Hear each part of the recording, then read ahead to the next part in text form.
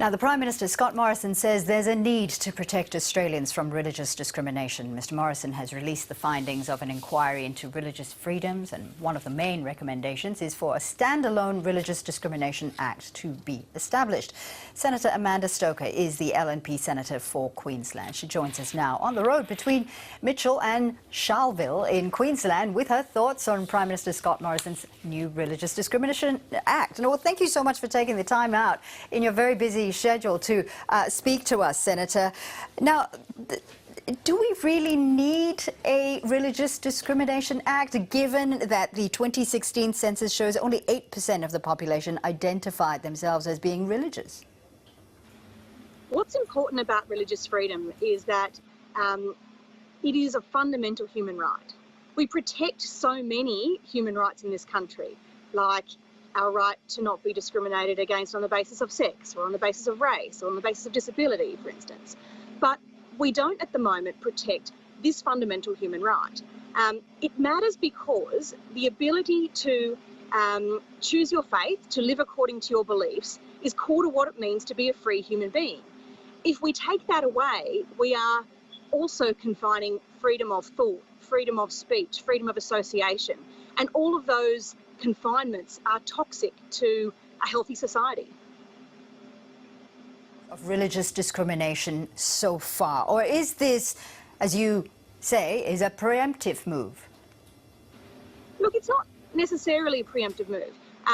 We've had observed in recent years the weaponised discrimination laws that we have in place already being used in essence to target religious people. And the example I'll give you is when, at the time when it was still the law of the land, the Archbishop in Tasmania, in the Catholic Church, was hauled before a tribunal for teaching that marriage was between a man and a woman. At the time, that was the law of the land, and it was the tenets of his faith.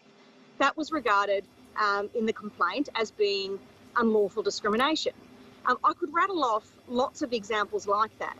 But we need to make sure that just as we protect people who have other attributes protected in human rights law, we also protect the rights of individuals who do have a religious faith and a religious tradition to be able to live that in practice, to raise their children according to it, and to obtain education that reflects that. Sure. Senator, if we take the politics out of this, this is in essence about the right to hold conservative views in a progressive era. Would you agree with me? I guess that's an aspect of it. It's certainly the case that many of these traditional views reflect people's faiths, yeah.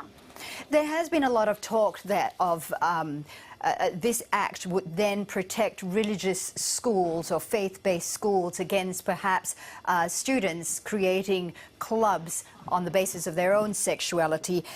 Have there been evidence of students or so-called activist parents trying to create such clubs and trying to push their agenda in faith-based schools? There have been a lot of examples of misinformation surrounding this debate. The main misinformation is that religious schools want to discriminate against anybody, and they don't. The overwhelming evidence is that faith-based schools treat people who are not heterosexual or who have different gender identities with compassion, with a pastoral approach. But those schools at the same time need to be in a position where, if there is a clash between the activist student or the activist parents and the teachings of that school, the school has a right to say, well, the traditions and the beliefs we hold prevail. That's fair, though, because a person who has a belief system that doesn't align with a faith-based school has a whole range of other educations available to them. The people who go to a faith-based school choose to go there because it reflects their worldview, their deeply held beliefs.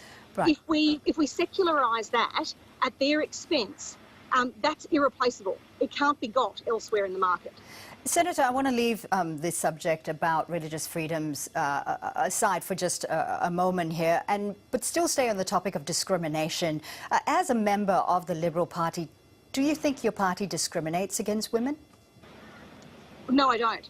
I think the meritocracy we have in our party Even though there that is have gender been in blind. the last few weeks, several MPs in the Liberal Party have stood up to say that, yes, there is a huge problem with the Liberal Party and its female members. Look, it's not my experience. When I have been a member of this party, and I've been a member for getting close to 20 years now, I haven't experienced discrimination. And my party was prepared to pre-select me, a mother of three, all young children, and give me a go in circumstances where I had no advantages in that contest against anyone else. Coming to Parliament, I've only been treated with respect and kindness, and quite frankly, I think people who complain ad nauseum about this undermine women because it cuts them out of the conversations that matter. And that's a bad thing for women's progress in the party. Senator Amanda Stoker, once again, thank you so much for taking the time out of your busy schedule to speak with us. Thanks for having me from Mitchell, Western Queensland.